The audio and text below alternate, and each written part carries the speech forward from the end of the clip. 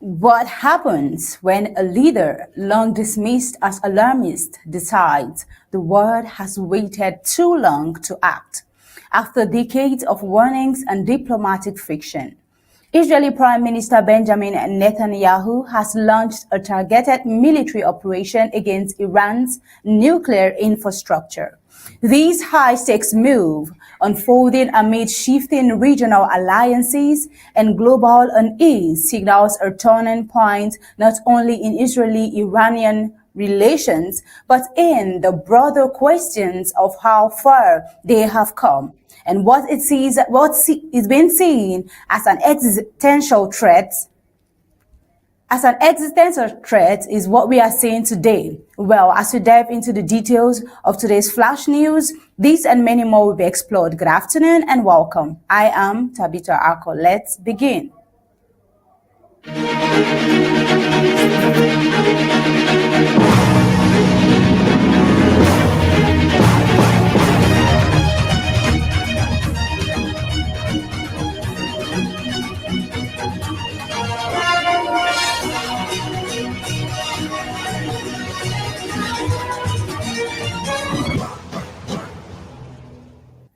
For nearly 2 decades, Israeli Prime Minister Benjamin Netanyahu warned of the growing threat in Israel and this threat proposed by Iran's nuclear ambitions. He dismissed by critics as alarmist. His repeated alerts often drew mockery from Iranian officials and skepticism from international observers. Well, we see that on Friday, Netanyahu acted on those long-standing threats, authorizing an Israeli air assault aimed at halting what Israel claims is Iran's pursuit of weapons of mass destruction. Now, the decision followed the years of urging global leaders to take action, a call that had largely gone unanswered. Israel's strikes also led to the death of Iran's Revolutionary Guard, General Hossein Salami, one of the country's most powerful and influential military commanders in Israel's strikes. Take a look.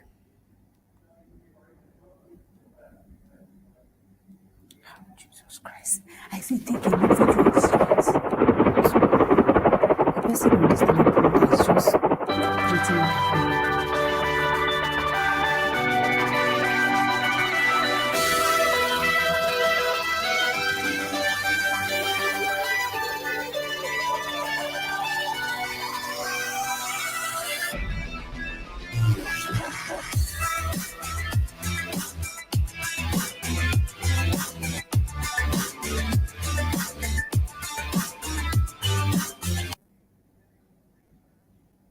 That's a view of the strikes right there. But right before the strikes, President Trump had made a statement. Let's take a listen.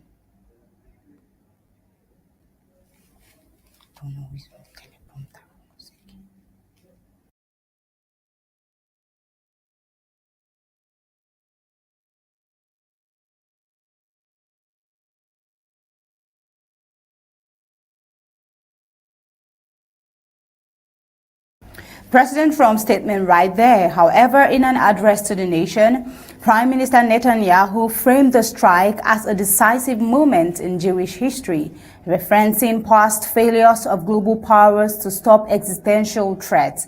His remarks echoed his long-standing narrative that Israel must defend itself regardless of international hesitation.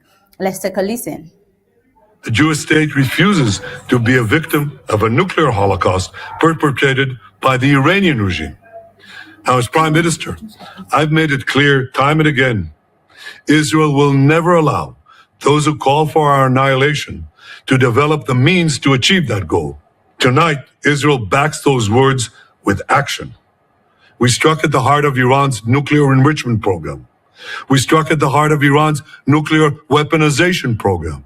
We targeted Iran's main enrichment facility in Natanz. We targeted Iran's leading nuclear scientists working on the Iranian bomb. We also struck at the heart of Iran's ballistic missile program. Last year, Iran fired 300 ballistic missiles at Israel. Each of these missiles carries a ton of explosives and threatens the lives of hundreds of people. Soon, those missiles could carry a nuclear payload, threatening the lives not of hundreds, but of millions. Iran is gearing up to produce 10,000 of those ballistic missiles within 3 years. Now just imagine 10,000 tons of TNT landing on a country the size of New Jersey. Iran maintains, with Prime Minister Netanyahu's statement, Iran maintains that its nuclear program is solely for peaceful purposes. However, the International Atomic Energy Agency declared the country in violation of its non-proliferation obligations on Thursday, the first such declaration in nearly over 20 years. Now, Netanyahu wants a special forces officer known for daring hostage rescues, has long used global platforms, including the UN, to draw attention to the perceived Iranian threat. He famously illustrated his point with graphics depicting atomic bombs while signaling Israel's readiness to strike if diplomacy failed. Until now, analysts believe Netanyahu was constrained by the likelihood of swift retaliation from Iranian-backed groups like Hamas and Hezbollah. But recent regional developments have altered that equation. Following a surprise Hamas attack in October 2023, Israel launched a prolonged campaign dismantling much of the group's infrastructure. A similar operation against Hezbollah in 2024 further emboldened Israeli leadership. Israel has also escalated direct confrontations with Iran. We see that in 2024, it launched missile strikes deep into Iranian territory, reportedly disabling key Russian-made air defense systems. Now, among the targets was a major army. Now, by late 2024, Israeli military leaders believe the path was open for a more comprehensive strike. According to Defense Minister Israel Katz, Iran had become increasingly vulnerable, presenting a critical opportunity to eliminate what Israel views as an existential threat. Despite Netanyahu's long-standing alliances with the United States, his actions took place amid strained relations. In April, United States President Donald Trump, newly returned to office, surprised Netanyahu by announcing Washington's intent to resume direct nuclear negotiations with Tehran. The White House imposed a 2-month window for Iran to agree to a new deal, a deadline that expired on Thursday. Also, reports suggest that Israel may have coordinated the attack with Washington.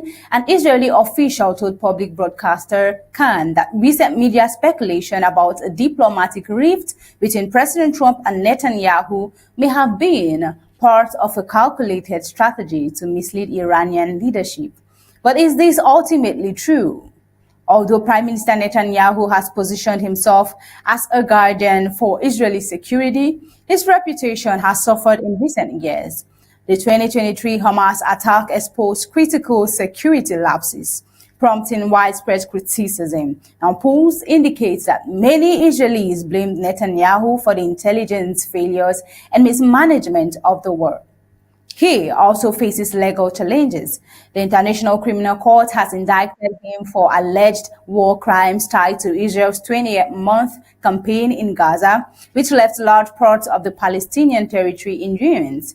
Netanyahu denies the charges. He is also defending himself in an ongoing corruption trial, which has further weakened his domestic standing. Now, at 75, Netanyahu's political future is uncertain. Polls suggest that prolonged conflict in Gaza has eroded public support, with many accusing him of dragging out the war to delay elections he is likely to lose.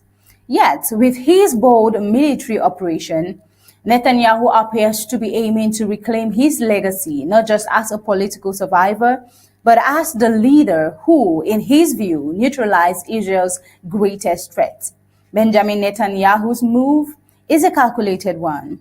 But is Israel bracing for Iran's retaliation? Take a look.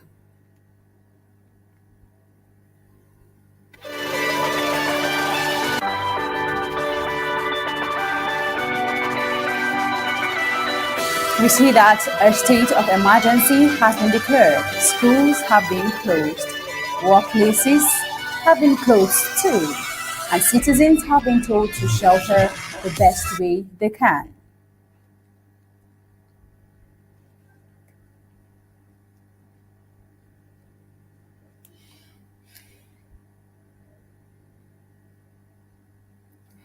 Well, and also we can see that hospital wards are being readied for use. Well, as the reports unfold, we'll keep you up to speed with the details. Now, moving on to a recent report, Agony in Ahmedabad, families submit DNA as India faces worst air disaster. Just a day earlier, families at Ahmedabad airport had embraced their loved ones with pride and excitement. For many, it marked the beginning of new journeys, including a 19-year-old student leaving for university in London.